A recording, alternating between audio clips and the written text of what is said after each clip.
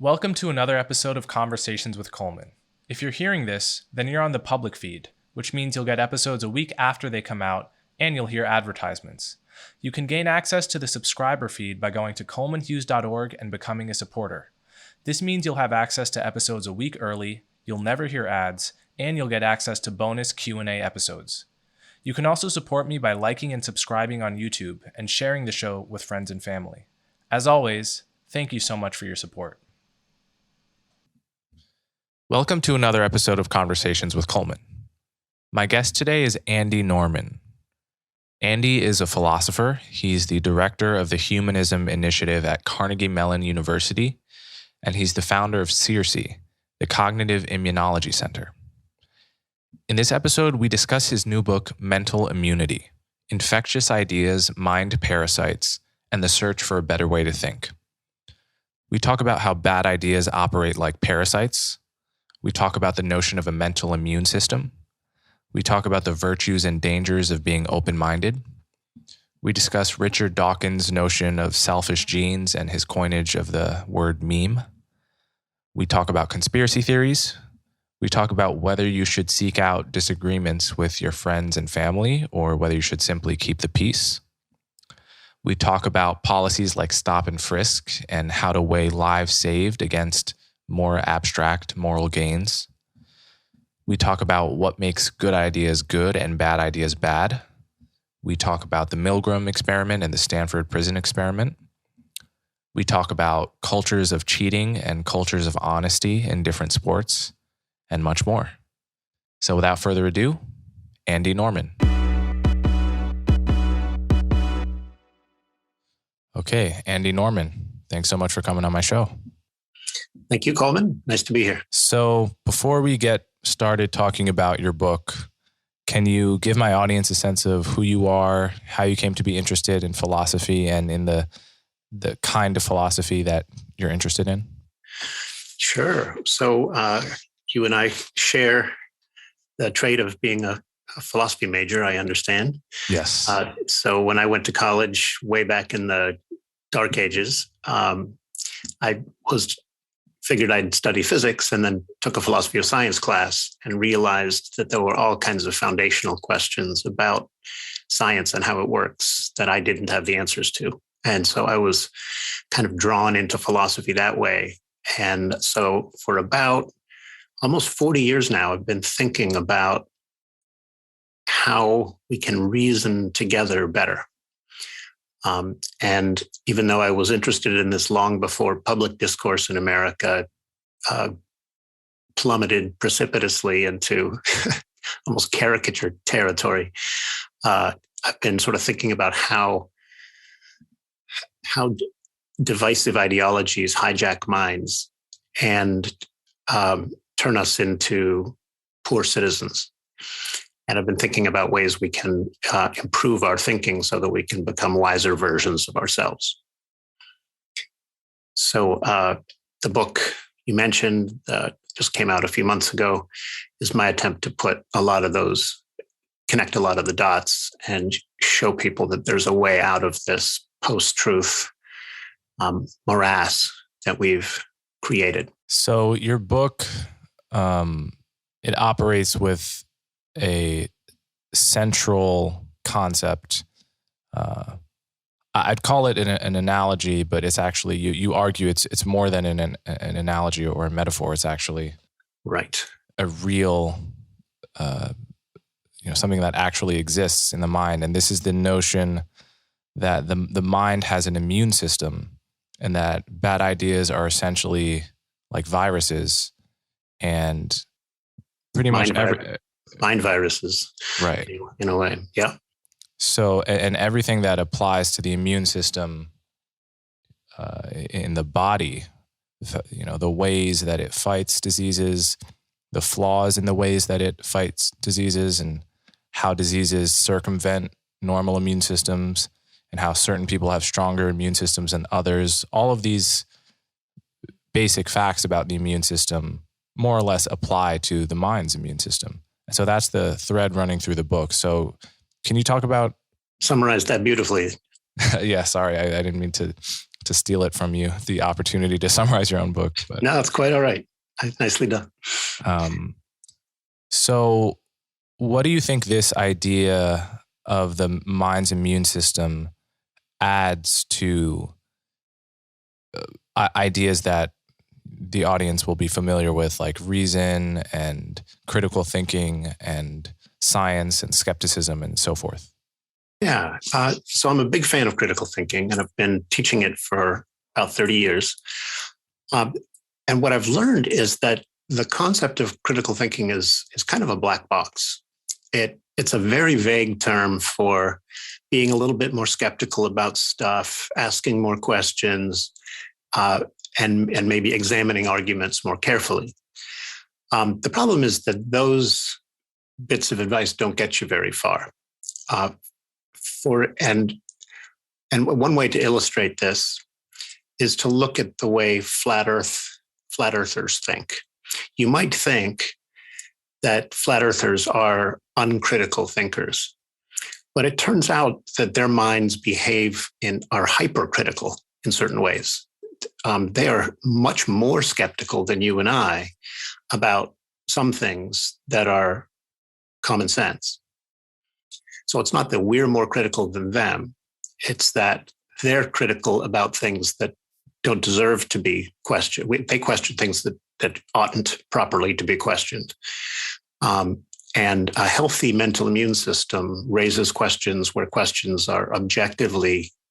they objectively arise, but don't when they don't. So the way to take critical thinking instruction and critical thinking itself to the next level is to understand how the mind's idea filters work, why they so often fail, and how we can make them work better.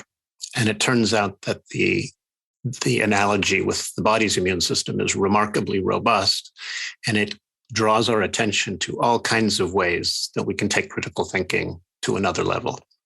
So I argue that the next generation of critical thinking instruction certainly will probably grow out of this new science I call cognitive immunology, which is basically the science of mental immunity. Yeah, there's the flat earther point brings up a kind of paradox around open-mindedness and skepticism, which is that, I think everyone would recognize that being open-minded is in general a virtue, but like anything, like any virtue, it can be taken too far. And part of, I guess I would say part of having a good mental immune system, which is to say, good habits of mind that deter you from believing bad ideas, is to know when to be open-minded and about what to be open-minded. And so as to not waste 10 years of your life believing flat earth and then eventually coming out of it when you could have had the intuition that there's no there to begin with. So that's a kind of judgment call that's tough to make. Yeah, I think, so I argue that in the same way that the body's immune system can overreact to a perceived threat, and attack the body's own tissues. So biologists call that autoimmunity. So when the body's immune system overreacts and attacks the wrong things, that's called an autoimmune disorder. Turns out they're autoimmune disorders of the mind. Doubts and questions are the antibodies of the mind. And if your mind generates them in the wrong places, or gets you to engage in extreme, all-corrosive kinds of skeptical questioning, that actually represents an autoimmune disorder. So true, healthy thinking modulates the use of questions and doubts properly, neither too skeptical nor too trusting. And striking that balance can be quite tricky. But once you see how mental immune systems work, it gets much easier to see how to walk that tightrope. So let's cover some basics of your thesis here. Why isn't it a mere metaphor that the mind has an immune system? Just a useful kind of analogy.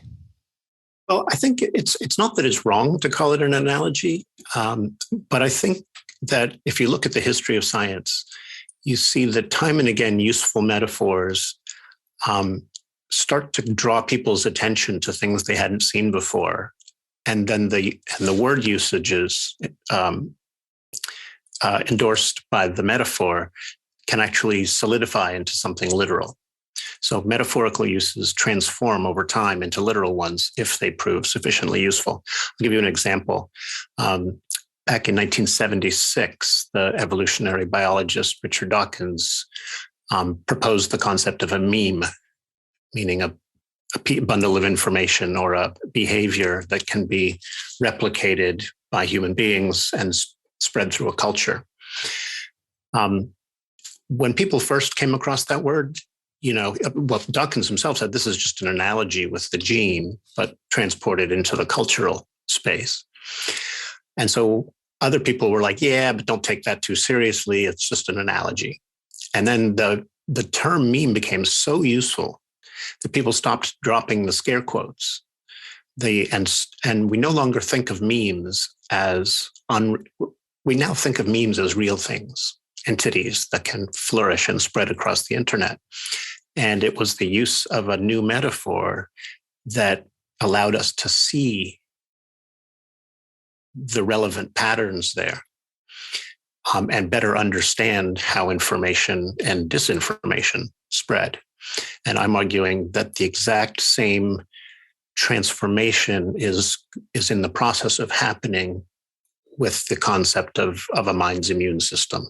It's morphing from metaphorical to literal right before our eyes. And one argument you make in that vein in the book is that certain ideas, like parasites, use up their hosts, but spread in the process, like suicide bombing to get into paradise, for instance. Right. So this is an idea that creeps some people out and strikes many as a metaphor at best. But I argue in the book that bad ideas actually are literally mind parasites. And I make a case for it of roughly this shape. Parasites require a host. Ideas require a host. Parasites can infect a host and induce it to spread it to other hosts by, say, inducing the infected person to sneeze the virus so that others breathe it. And bad ideas can infect the mind and get that mind to spread it to other minds. So when a sexy meme comes across your Facebook feed and you click share, that meme has actually induced you to share it. You have served its reproductive, I'll use scare quotes with that, its reproductive interests. And if you study there's a new field called information epidemiology, and it basically says all of the basic principles of epidemiology apply to the way in which ideas and information spread. And if we want to understand this hyper-connected world we've built on top of information technology, we need to advance the science of information epidemiology. And I want to add to that we also need to understand how healthy minds fight off bad ideas so that we can share the secrets of healthy thinking, of mental immunity with everyone and empower everyone to resist their allure. Yeah. So with the idea of memes and genes, as many people will be familiar with, Dawkins helped a lot of people understand the basics of evolution by centering it on the gene's eye point of view and imagining the gene as a kind of agent. Even though we know it's not an agent, it's very useful to think of it as a selfish agent, trying to help copies of itself, whether in the host in it that it's inside of, or in another organism. You put that very delicately, and I think in exactly the right way. So nobody thinks that genes have intelligence, or that genes scheme consciously about how to spread themselves. And yet, when virologists, nobody says those things about viruses, but if you ask a virologist to describe the behavior of a virus, they'll often use language that suggests that there's a weird kind of unconscious agency at work there in how viruses spread. So the language of that suggests agency actually turns out to be the right language to describe the way viruses spread. And I argue in the book that the same sort of agency suggesting language is the right way to describe the spread of, for example, seductive ideologies, or the kind of conspiracy theories that basically just hijack minds and spread to other minds. Think about the spread of QAnon belief in America over in recent months. It's been an astonishingly successful meme. And we have a detailed account of how QAnon belief spread. Again, if your listeners aren't familiar with, QAnon is the conspiracy theory that says a cabal of Satan-worshiping pedophiles runs our nation.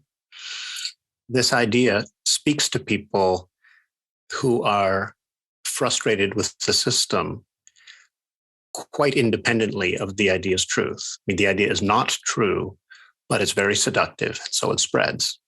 And people who are sucked in or sucked down the QAnon rabbit hole often end up unable to think clearly about other issues. And they often end up alienated from their own families and friends and coworkers because their thinking has become so extreme. So this is an idea that doesn't serve anyone well, even though it masquerades as a true and liberating idea.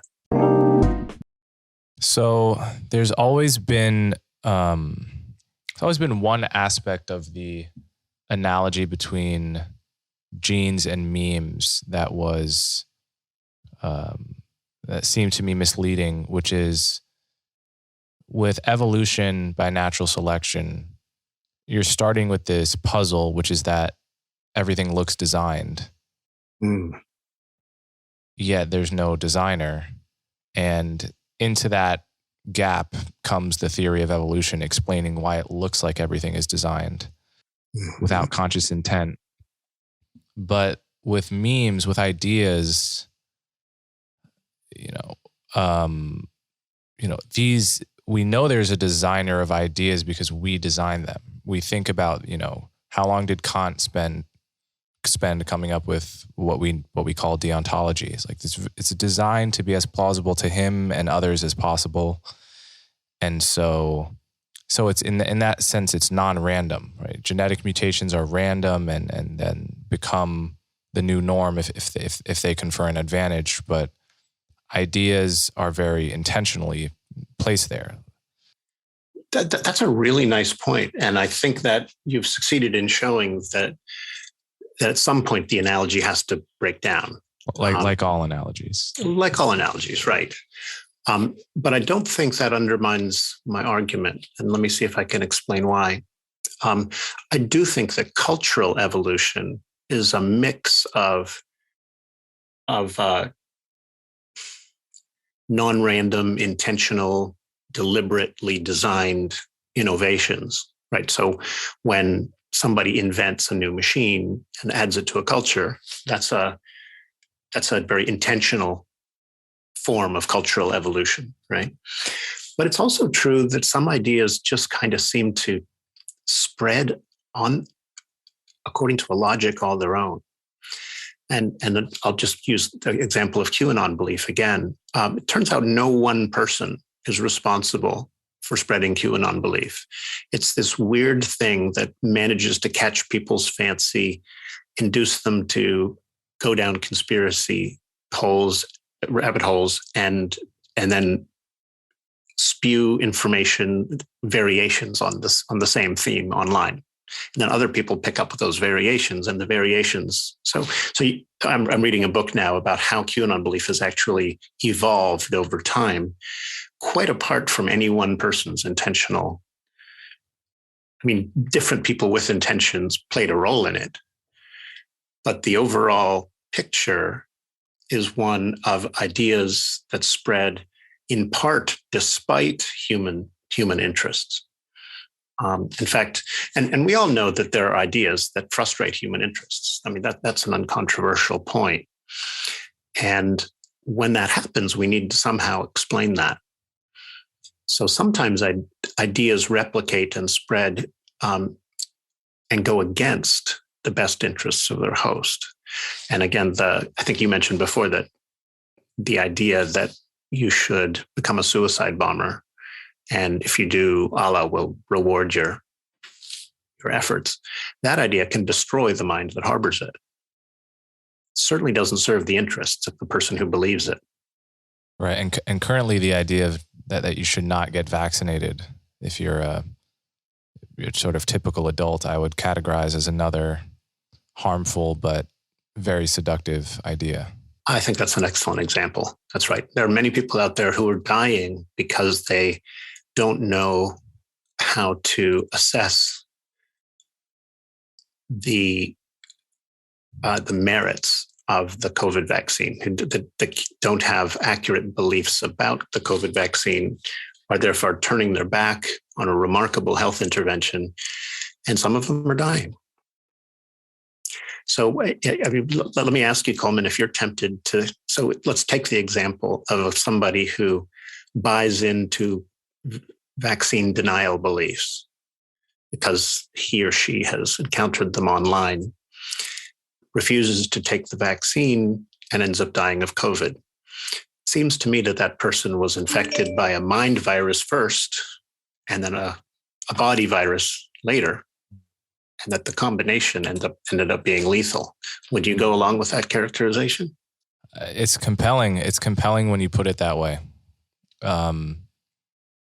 And I think this framework is useful because, especially because it's so clear that there's individual variation from person to person in your likelihood to adopt bad ideas. This is there are people that have consistent throughout their lives bad habits of mind that lead them to think crazy things in their 20s, a different set of crazy things in their 30s, throughout their whole lives. And then there are other people that are just temperamentally and mentally just have all of the knobs turned really in the other direction towards never getting too far into a bad idea before their habits of mind kick in. And a big part of it is the social circles you inhabit. Mm-hmm. So if I was hanging out with a lot of conspiracy theorists, and a lot of them were my friends, I'm sure I would find those conspiracy theories far more tempting than I do. I happen to hang out with a lot of people whose day jobs are to investigate. I'm a philosopher by training. I'm a cognitive scientist, and the researchers I hang out with, we're actually trained and then paid to evaluate ideas and test them for reliability. I'm sure there's some reverse causation there too.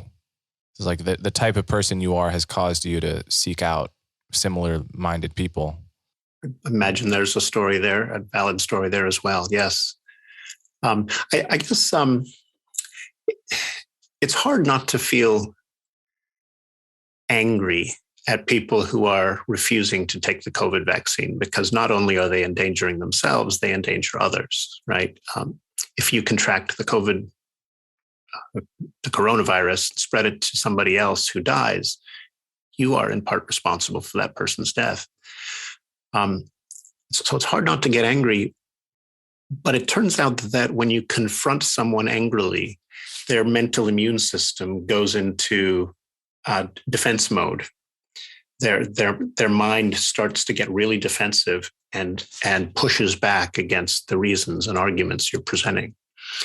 So it's really important not to demonize or to caricature or demean people who believe different things. You have to meet them in dialogue with an attitude of respect if you want to have any hope that they will hear your reasons and learn from them. Yeah, it seems in your book, correct me if I'm drawing the wrong lesson, but coming away from reading the book, it seems like you are really encouraging people to not simply live and let live with the people around you and the disagreements you have with them, insofar as you care about them. And so, if you're talking about friends and family here, you have a disagreement about, whether it's a good idea to take the vaccine with your brother or your sister. The upshot of your book is not to just artfully steer the conversation in a different direction. It's to address it head on in a way that is unafraid to call a bad idea, but to somehow have this conversation in a way that is productive. And so that's such a good ideal. But is there not also a wisdom to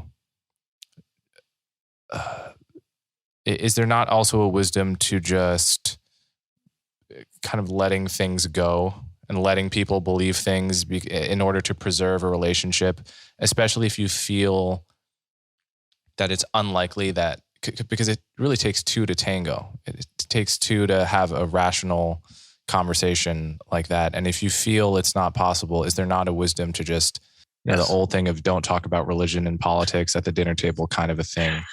I'm sort of torn between those two, because I totally agree. We have a responsibility to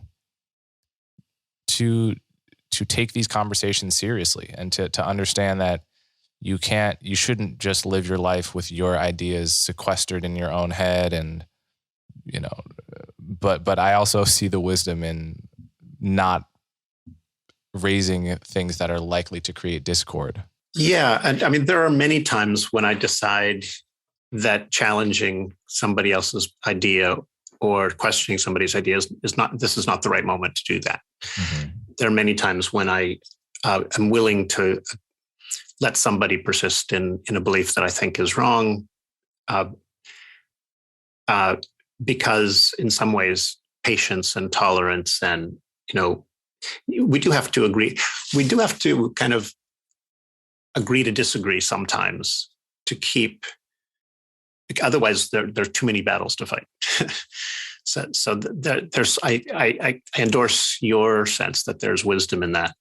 At the same time, I think our culture as a whole has bought into the idea that everyone is entitled to their opinion, and we should just let sleeping dogs lie. Let everybody believe what they want. It's purely a private matter.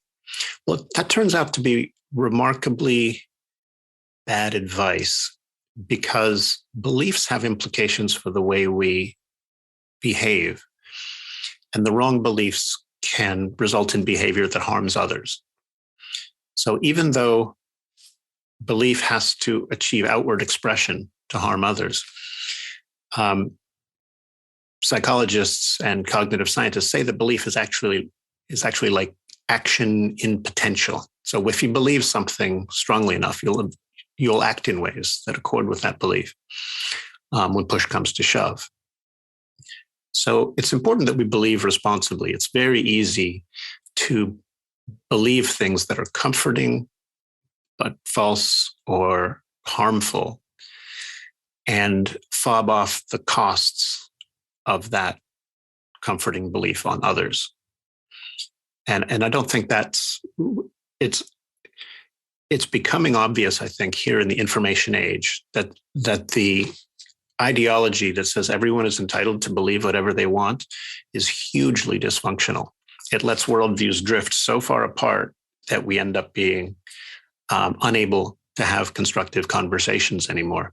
We have to build conversational bridges, dialogical bridges between worldviews, and we need to be willing to modify our worldviews so that they remain in touch, A, with reality, and B, so that they remain able to, so that we can coexist with others who believe different things. Yeah. So let's talk about your definition of good ideas versus bad ideas. I thought this was a nice part of the book. How do you, because this is a central idea. The idea is that bad ideas are like viruses. And so you have to have some kind of a definition of what a bad idea is. So how do you define that? Yeah, that is a foundational question for my project. So you're absolutely right to ask it. I think what I want to say here, well, there's a couple of things. Number one is we need to let go of the idea that the goodness or badness of an idea is purely in the eyes of the beholder. That so there's a very seductive view out there that says, who's to say which ideas are good and which ideas are bad? And my answer to that is we are to say. In fact, we have to take responsibility for sorting the ideas that are genuinely beneficial from the ideas that are genuinely harmful, the ideas that are genuinely true from the ideas that only appear to be true. If we fob off the responsibility for sifting good ideas and bad ideas apart, we end up passing on confused and confusing belief systems to our children and our grandchildren. And we need to stop passing the buck down the generations and realize that it's up to us to figure out which ideas are good and which ideas are bad. And I think the ways we have of doing that, there's no secret to this. We all understand that truth is a good quality in an idea and falsehood is a bad quality. We all understand that being well evidenced is a good quality and being poorly evidenced is a bad quality. We all understand that if an idea inspires and helps people and makes them behave in pro-social or cooperative ways, that tends to be a good thing. And that when ideas make us hateful and angry, say the ideas of white supremacist ideology, that those are very bad ideas that are best removed from our belief systems. So the way to make progress on this issue is to realize that there are perfectly unproblematic examples that show us that ideas are objectively beneficial or harmful, objectively true or false, and then fight back the urge to punt on the harder questions. So the question of exactly what form America's immigration policy should take, that's a really hard question. And it's really hard to sort out exactly what the best immigration policy is. And I don't know. I'd have to spend decades educating myself in order to figure out the difference between good ideas and bad ideas there.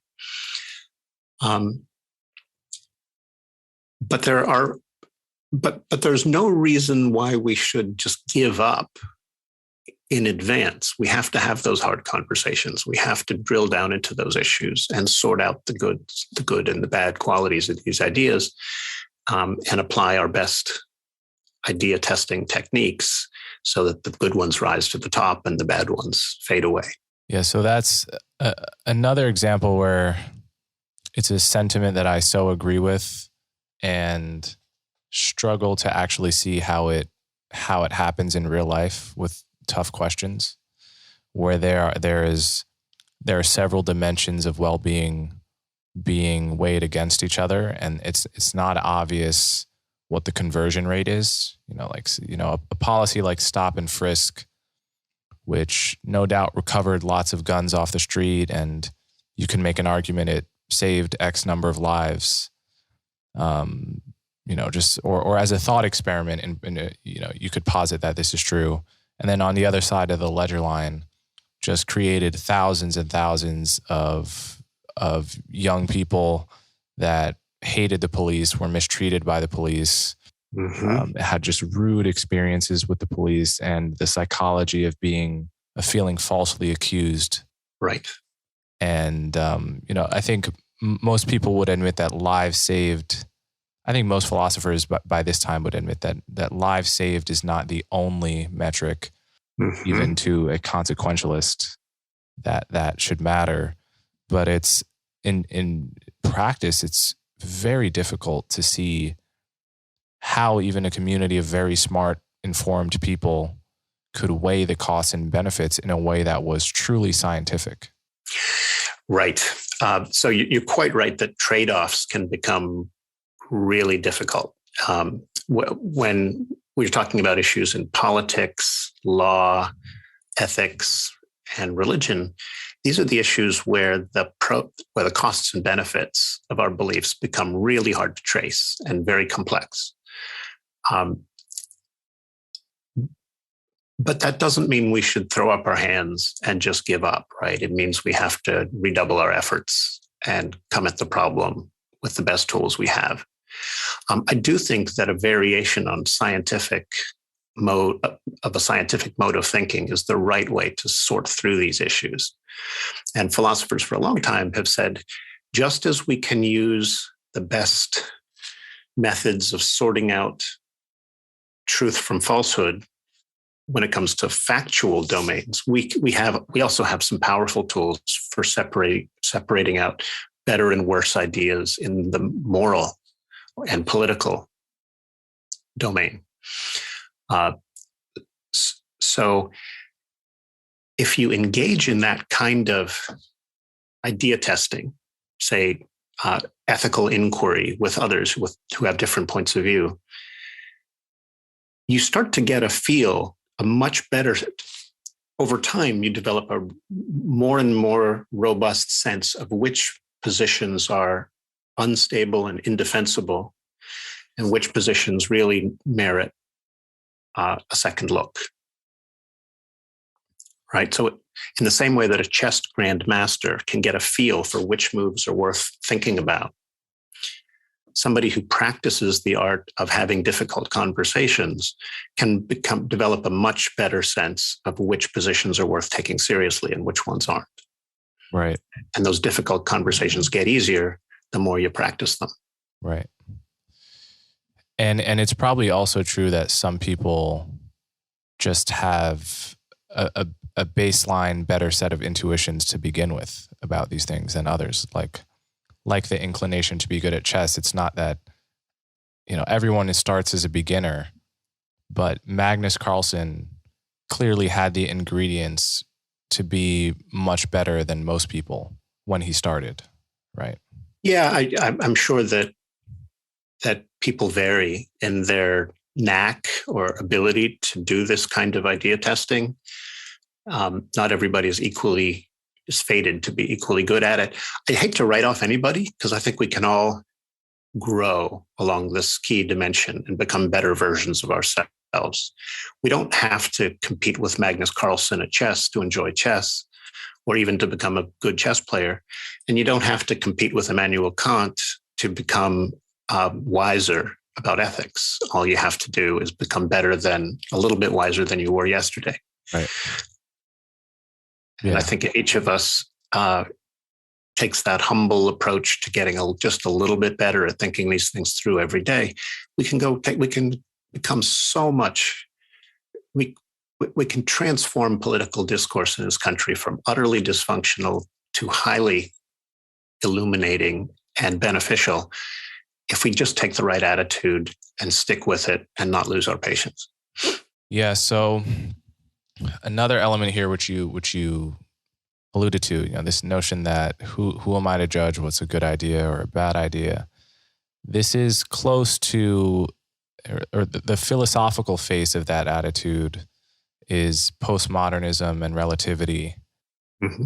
And the way, that's that set of ideas has been around for a long time, but it's also manifested recently in the notion of critical race theory, which is, the notion of objectivity or perfectionism or reason are thought by critical race theorists to be white values or manifestations of whiteness, and therefore not universally valid values that we should all aspire to and argue for.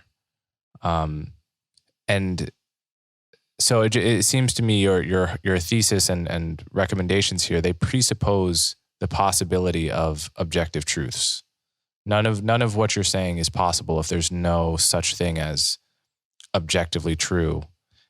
And I think it's just this is something I agree with, and with the caveat that no one of us is ever going to be smart enough to attain objective truth, right? But there's all the difference in the world between saying no one in practice will arrive there and there is no place to arrive. Yeah, I think it's really important that we hang on to objectivity as an ideal, so something to strive towards, even though no one of us will ever become perfectly objective. Right. So, I do think sometimes we overstate the case. I would argue that it's an objective truth that I have 5 fingers on this hand. I'm holding up a hand here for those who are just listening. And anybody who has a modicum of idea testing capacity can validate that for themselves. And that's a pretty straightforward case of an objectively true claim. Now, look, I'm not claiming that my attitudes about race are somehow objectively pure. I don't begin to think. I wouldn't begin to go there, because I know the issue is much more complex than I've had time to think through. I know I've got a ton to learn about critical race theory and about race more generally, and how to bring about justice in a unjust society. But I don't think I have a whole lot to learn about how many fingers I have on this hand. I think that view my view that there are 5 of them is going to remain stable, and that's going to continue to withstand scrutiny for a very, very long time, unless somebody takes shears to my hand. Yeah. But yeah, I mean, doesn't it also have to be true that, more abstract political ideas lie somewhere along the goodness, badness continuum, whether we can actually figure out where they lie is a separate question. It's beautifully put, Coleman. I really like what you said. What you said there, I think, is of profound importance. Mm-hmm. To say that there is a fact of the matter as to whether stop and frisk is a just policy. Look, it could be a complicated thing to figure out whether that in the end is a good policy, stop and frisk. I actually think that the evidence on this is pretty definitive that it's a bad policy.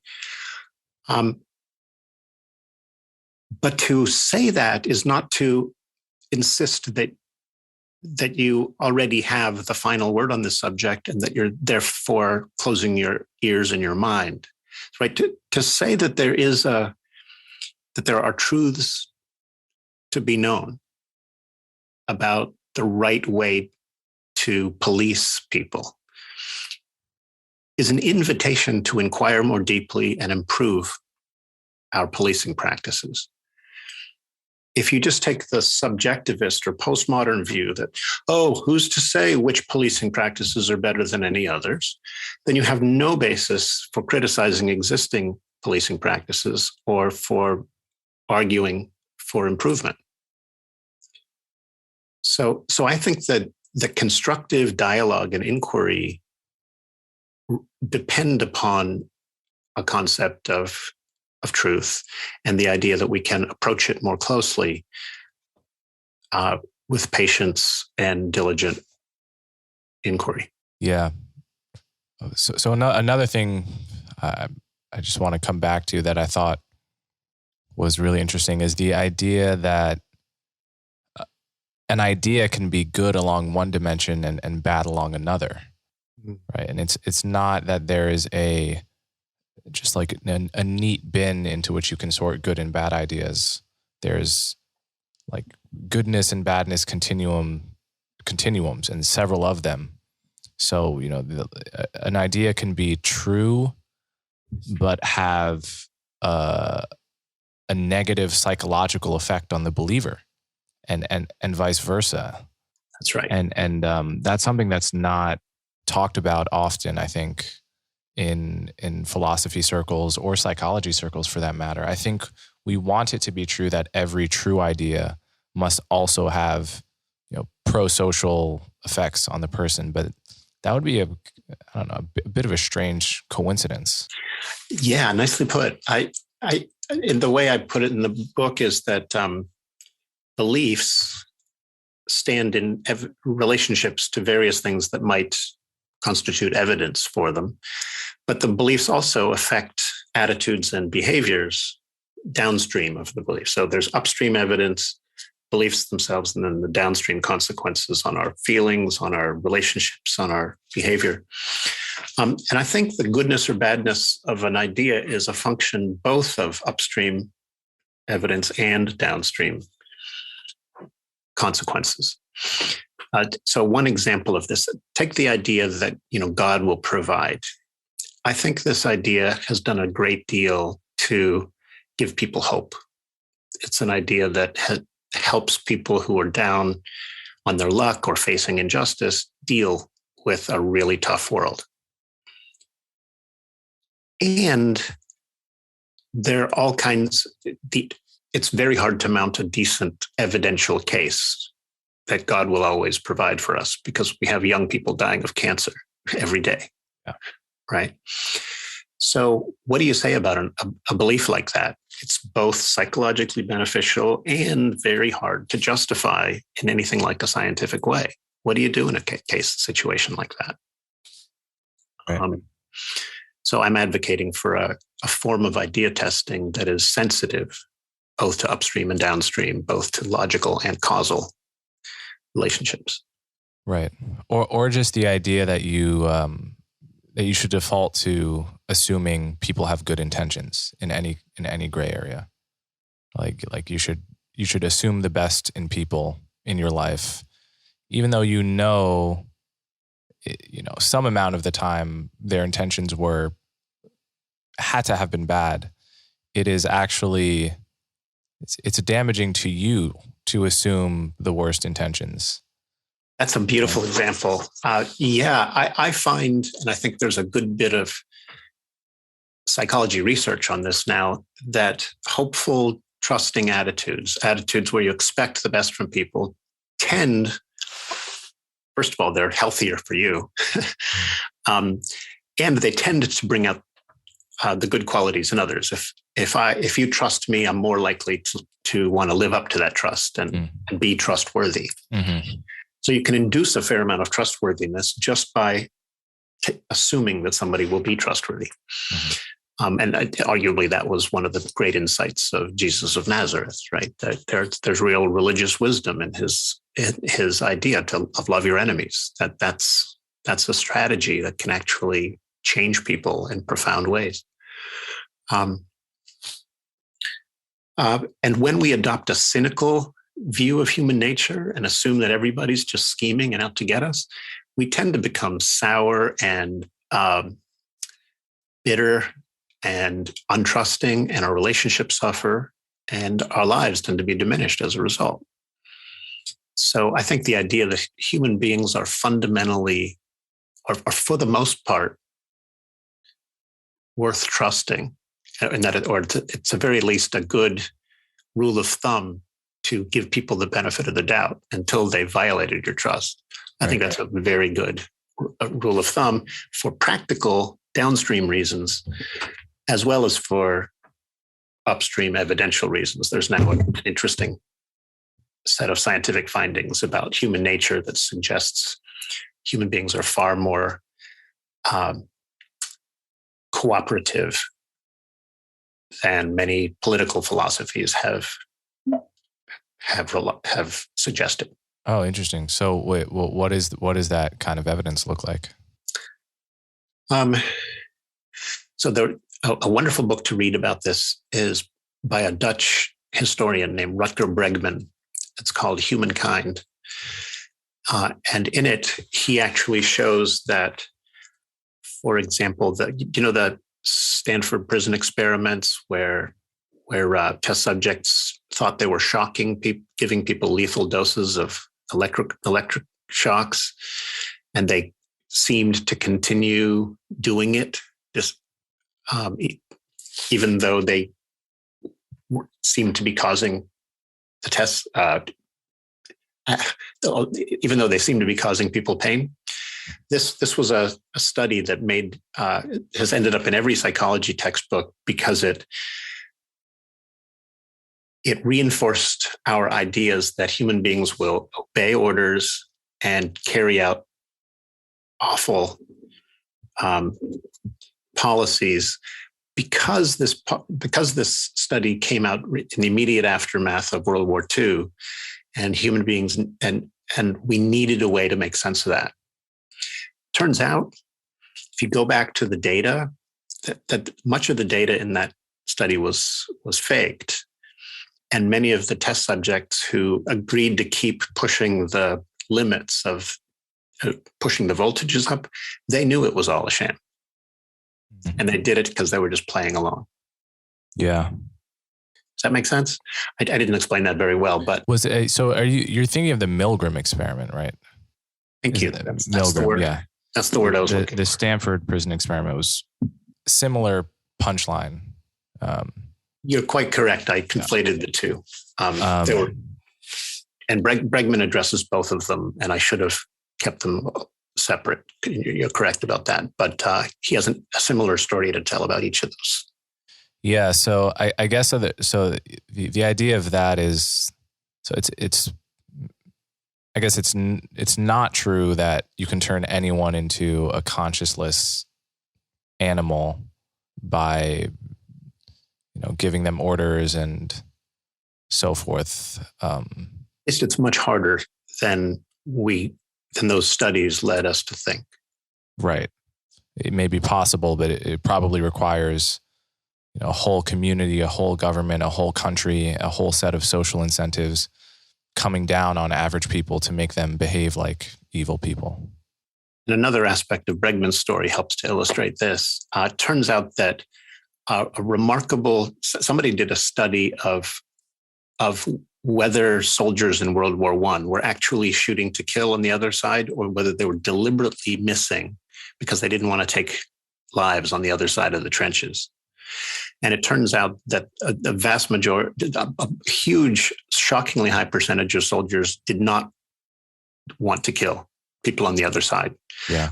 When this study came out, militaries all over the world said, wait a second, we thought we were training our soldiers to shoot to kill. And it turns out many of them are just saying no and just firing high or shooting into the dirt.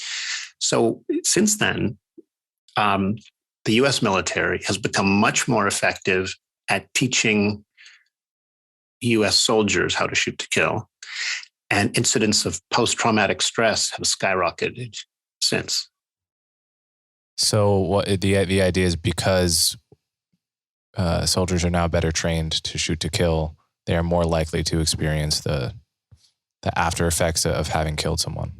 Right. And the fact that we experience that as traumatic suggests that there's something fundamentally decent about us that you have to override to create a good soldier.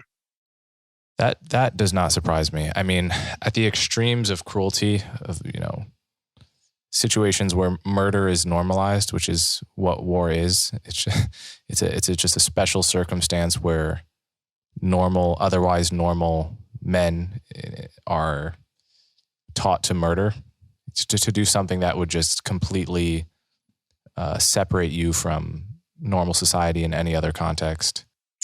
And there are I'm sorry. Oh, well, so I was just going to say, so there's situations like that in the Milgram experiment and so forth, which demonstrate that we're not that bad. But then on the other side of the evidence ledger, There's just the constant evidence of self-absorption and cheating. So going back to the example of chess, for instance, I'm a huge chess fan. Mm-hmm. The amount of cheating that occurs in online chess boggles the mind. And the amount of work that these servers like chess.com and Lichess have to do in order to detect and deter cheating, it's just a constant battle. Because there's a contingent of people, and it's not 1% of people, it's more than that, who just want to win so badly by any means necessary that they're willing to have no integrity. And this is true in every walk of life. And it's more or less true for, it's like some people are totally captured by this. Other people are mostly good and only occasionally captured by this. Right. And so there's that aspect of human nature too. You're not wrong. So I think, from my understanding, is that there's a very small fraction of the populace that is almost basically sociopaths who genuinely just don't care and who will cheat and lie just with abandon without any qualms or conscience. And then there's a much bigger fraction of people who will bend the rules in order to succeed at something. Online chess, a sport, whatever. And yeah, so I don't want to suggest that, human beings are just uniformly trustworthy. That's probably not the message to take here. And your chess example is a good one. I do have an example of a countermeasure, which is really neat. I'm a big fan of the sport of ultimate frisbee. And ultimate was invented back in the 1960s by a bunch of hippies who thought that, we don't need no referees, dude. We'll just call everything on the honor system. So it was actually written into the very rules of ultimate frisbee that every player is expected to put integrity and fair play above their desire to win. And for about 50 years, the community has done a pretty darn good job of upholding that standard. Now, there are exceptions. There are people who, for example, will foul somebody and then deny that they fouled them. There are people who land out of bounds and call themselves inbounds. These are the kind of calls you're expected to make yourself on the honor system in the game. But it's amazing how the community expectation that you put integrity and fair play ahead of the desire to win, how much that does to improve human ethics. When everybody on the field out there is just watched you catch that disc right near the line, and you have to make the decision to call yourself in or out, everybody. Maybe you'll get the win if you call yourself inbounds, but you also know that other people are going to think differently of you if you cheat. And I think ultimate players have done a pretty good job on the whole in absorbing that ethos and cherishing it and learning from it. You can learn a lot about integrity by playing the game. Yeah, that's so interesting because there are other games that, actually pretty much every other sport I can think of has cemented the opposite norm, where you're like in basketball, or so in baseball, every time the pitcher throws a pitch that's just to the right of the plate and the catcher just pulls it in at the last second to make it look like it hit the corner, no catcher is ever going to be judged for doing that. It's actually a kind of subtle dishonesty that is now, it's just part of the game. It's a norm of the game. Like in soccer, these people flop and fake a knee injury to get the red card or whatever, and no one actually judges the guy that did it because everyone else is doing it. And I think the reason that happens is that when you take moral responsibility off of the players and put it onto referees, you're basically giving the players license to do their best to exploit the rules, or to be dishonest. Somebody else will take care of fairness, so I can do everything I can to win. But life ain't like that. I don't think there are ultimate referees in the game of life. I think that in the end, it's up to us to embody integrity and fair play in everything we do. And playing a game that forces you to be both a contestant and a self-referee yourself imparts life lessons. I founded a sports camp for kids about 10 years ago, and about several thousand kids came through my camp and learned about this spirit of the game ethic in the sport of ultimate frisbee. And every day we'd send the kids home with a story with some ideas about how they could apply this ethic of sportsmanship in their larger lives. And parents would come up to me afterwards and say, I don't know what you've done to my kid, but thank you. Keep doing what you're doing. Mm-hmm. And it was all this beautiful game played with a frisbee and this ethic of sportsmanship. And I think if we did that in other walks of life, we might discover that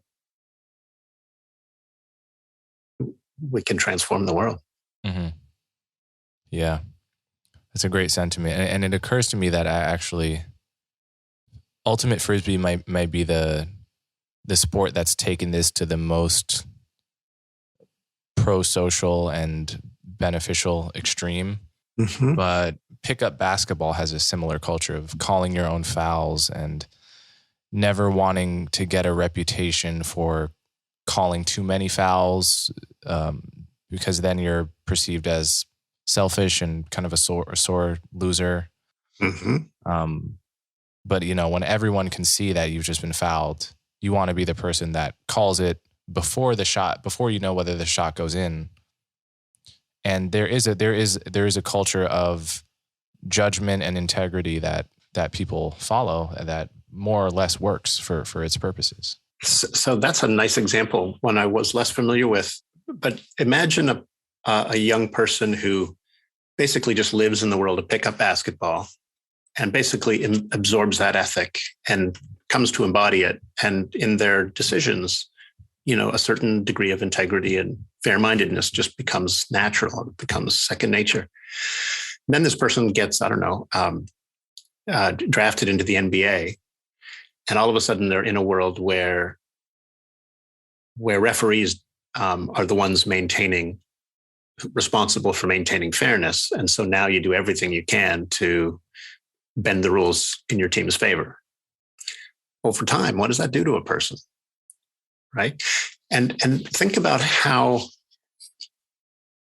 when a society creates a judicial system and a police force and says those guys are responsible for maintaining fairness and justice, a whole bunch of people will say, oh, well, I guess I don't have to do it myself. That's their job. And so they stop holding themselves to high moral standards. I'm not saying we should do away with justice systems and police forces necessarily, but it's worth thinking about whether we can keep some of the responsibility for self-governance on people, and rather than displace it onto authority figures that often abuse those power, as in the stop and frisk cases.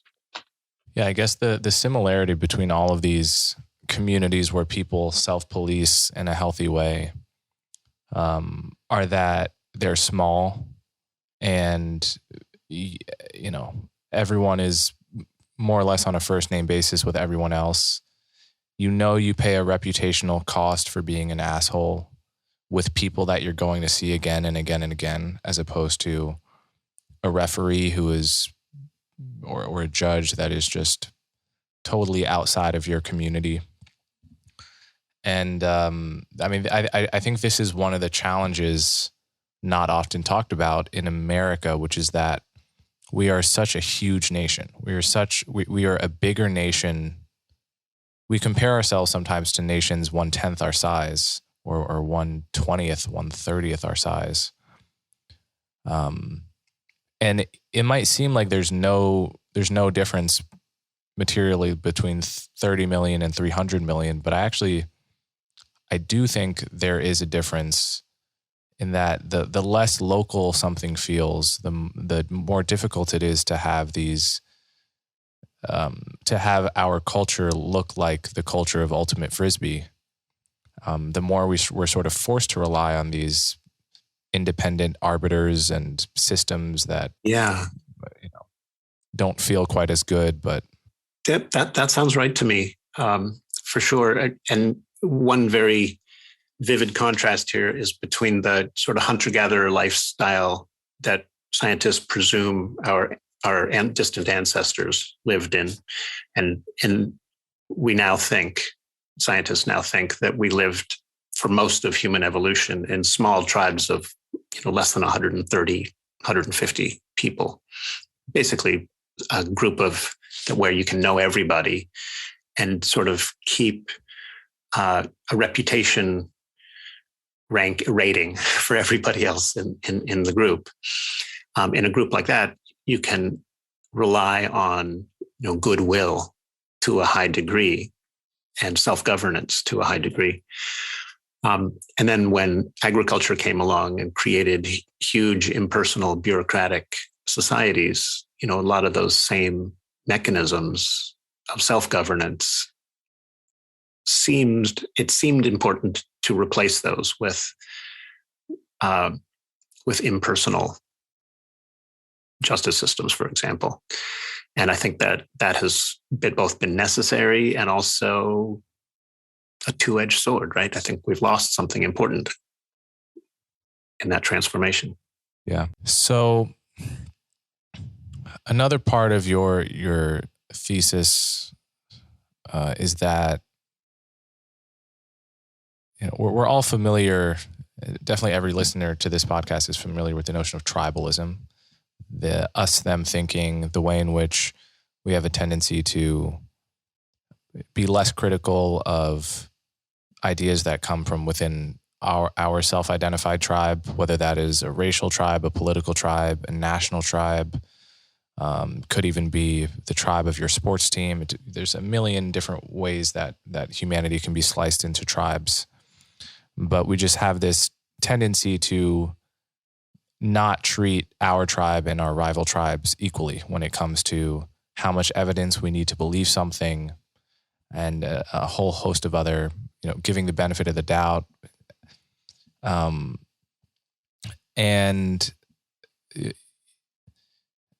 so you say in the book, though, that tribalism is not sufficient to explain the kind of unreason and the kind of spread of mind viruses that you are worried about. It's not the only factor, and is perhaps sometimes sold as the only factor. So can you talk a little bit about that?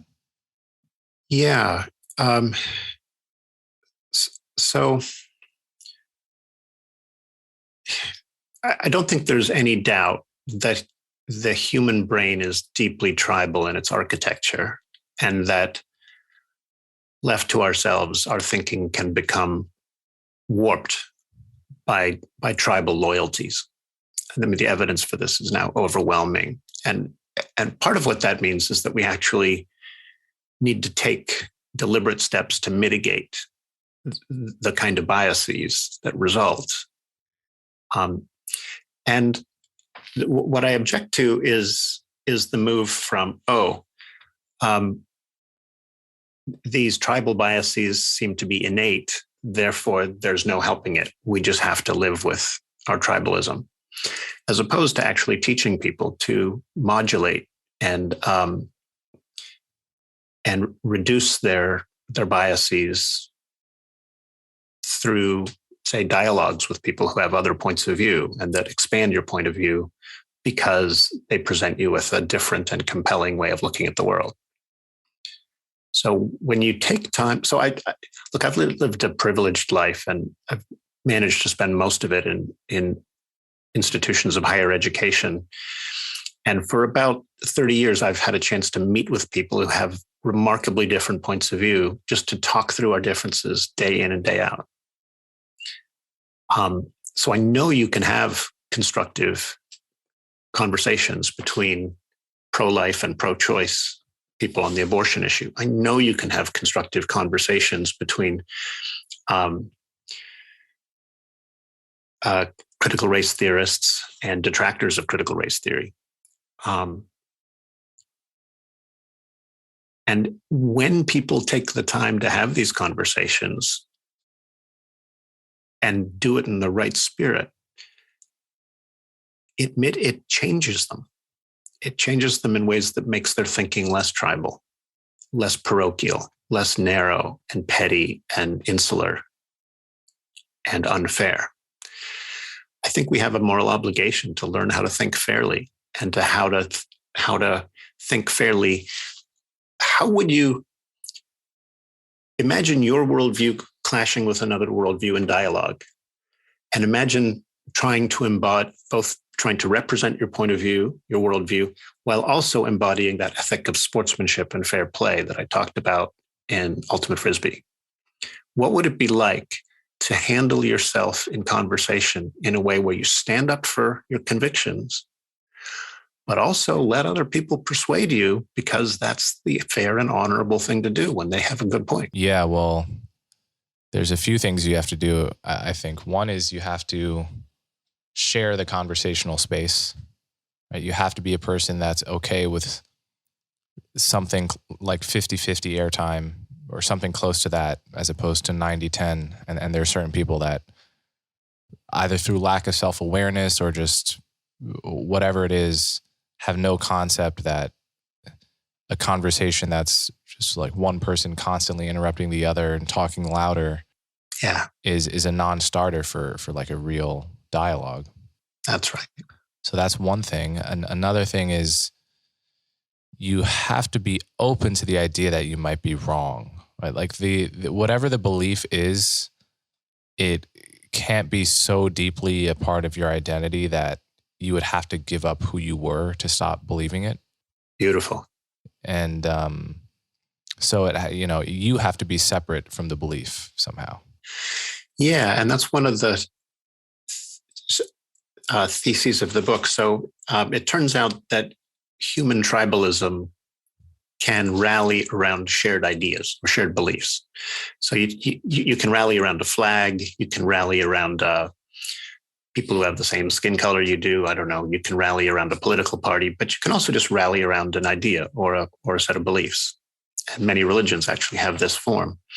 The problem is when those beliefs become central to your identity, then challenges to those beliefs are perceived as a threat to who you are. They feel like a threat, and your mind overreacts to the threat by rejecting things that it might actually learn from. I'll give you an example. I was raised in a family that practically worshiped Martin Luther King. Years later, I learned, or I heard, that Martin Luther King had been unfaithful to his wife.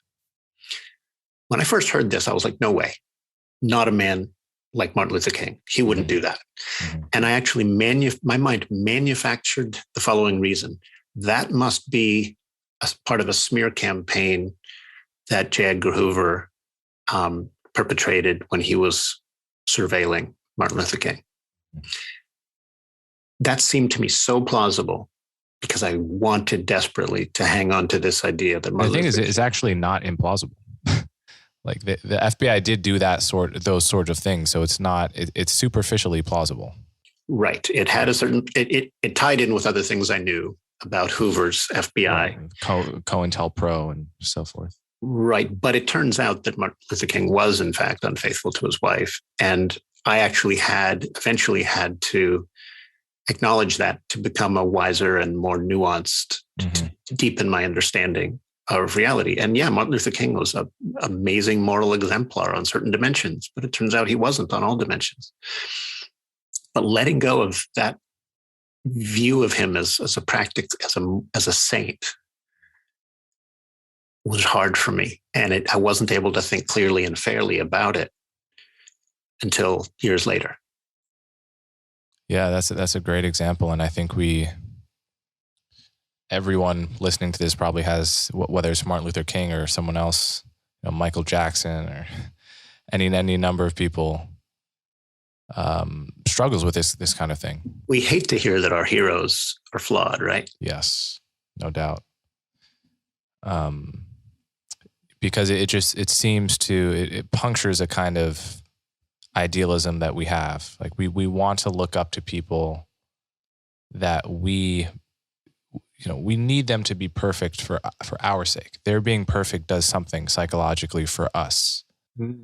That's a nice so we cling to this, and then when they turn out inevitably to be human, it takes away whatever it was doing for us. It's no longer doing for us, right? We feel lost, adrift in the world, and maybe I'm no more special than Martin Luther King, and maybe if he's a human, I'm a human, we're all just humans. There are no saints or perfect people to look up to. We're all just kind of chaotically trying to navigate a universe that is uncaring.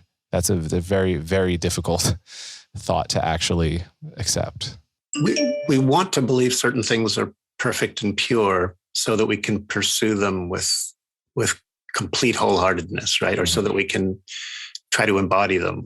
So if you're raised Christian and you're taught that Jesus was a moral exemplar, then it's very hard to hear criticisms of Christianity and Judaism. If you're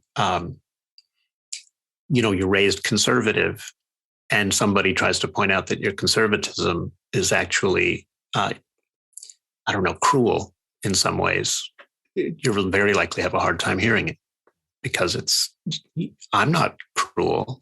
I'm a conservative and I'm not cruel, so you must be wrong, right? So I think the takeaway here is that it's really important not to hitch your identity to beliefs of any kind, because then you risk becoming closed-minded about those beliefs and related matters. It's far better to hitch your identity to the ethic of honest inquiry, to the concept of honest inquiry, to the concept of free inquiry. Here, I'm looking at your website here, Coleman, and you say you champion free speech, free thought, and open debate, values that you believe play a pivotal role in liberal society. Beautiful statement. And what I love about that way of defining yourself is that it will never compromise your open-mindedness. Mm-hmm. You'll be if you stick with this philosophy, you'll be a lifelong learner.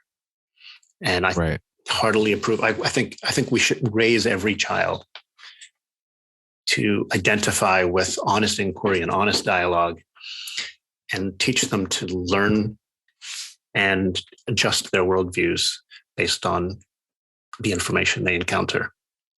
Yeah, absolutely. I've mentioned this essay, I think, in my episode with Julia Galef many months ago. This essay called "Keep Your Identity Small," I think by Paul Graham is his name. I'm not familiar with that, but that sounds like good advice. It's just a very short.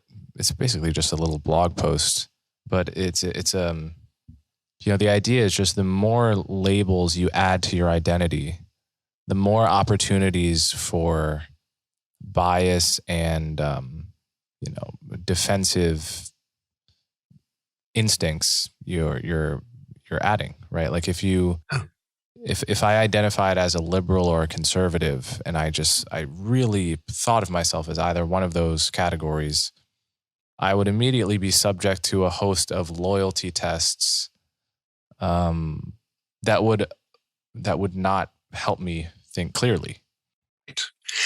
Well, but I think there's two sides to this coin too. The idea of maintaining open-mindedness is so central to what I think it's important to learn and embody in this world. And every year as the presidential election approaches, and I'm gripped by fears of what happens if the other guy's candidate wins the White House, I start to embrace my own liberal identity more strongly, because it motivates me to get out there and knock on doors and pass and encourage other people to vote. Right. So when when your tribe feels threatened, it can feel like a good idea to identify more strongly with that tribe so that you can fight back together more with greater solidarity. And yet it can blind you and close your thinking. I think both of those things are true.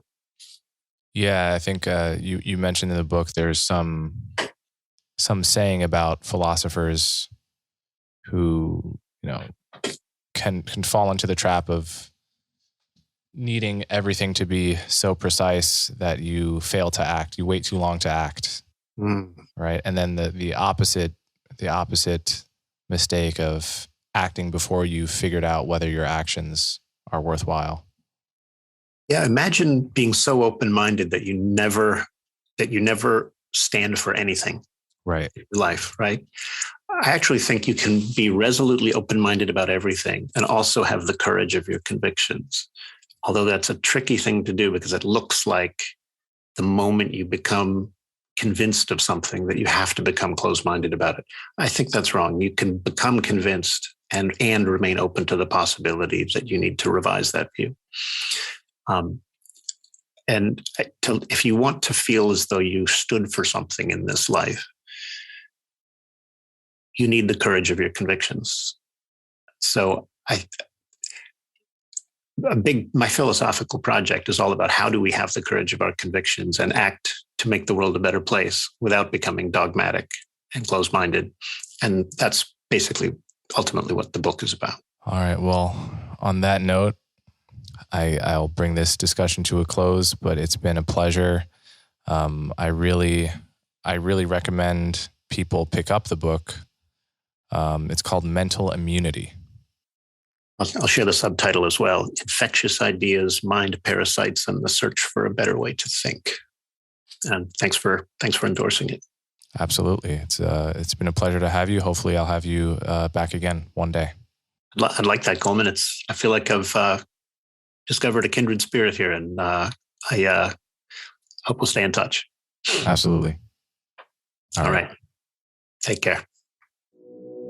If you appreciate the work I do, the best ways to support me are to subscribe directly through my website, colemanhughes.org, and to subscribe to my YouTube channel so you'll never miss my new content. As always, thanks for your support.